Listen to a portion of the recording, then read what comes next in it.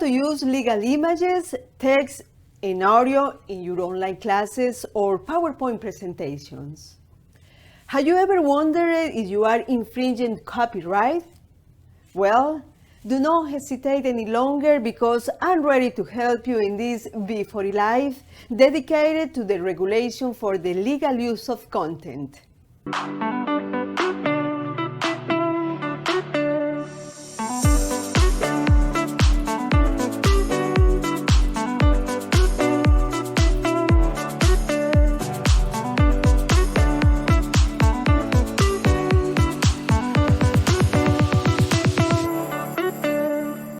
Hi, I'm Marta Inés Orozco from Video40, and in this V40 Live, I will give you 3 tactics that will help you to use the content in compliance with current copyright laws.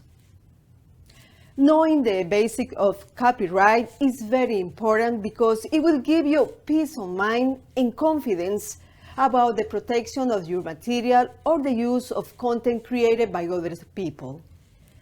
What is copyright?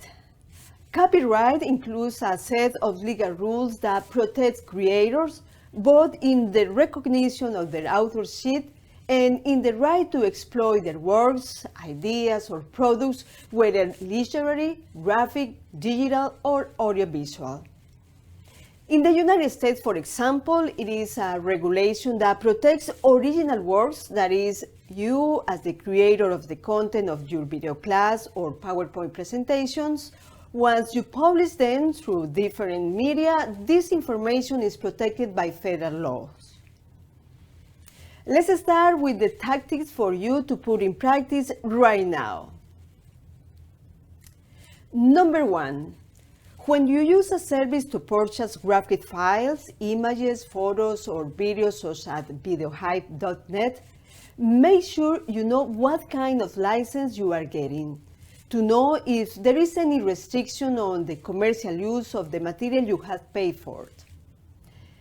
Number 2, fair use, which is an alternative to exclusive rights that an owner or author has over his work when its use is for purely educational and informational purposes.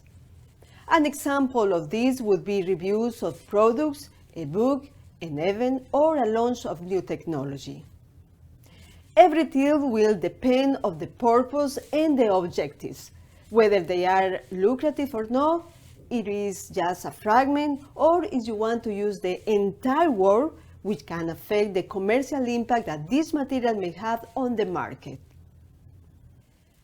Number 3, contact directly with the original authors.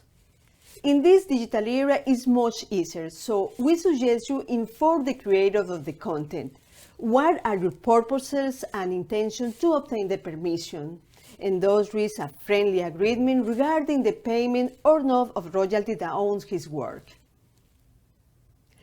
Thankfully, copyright does not apply to public domain works. So there are many literary and audiovisual resources you can use to create your content to save yourself from unpleasant legal penalties.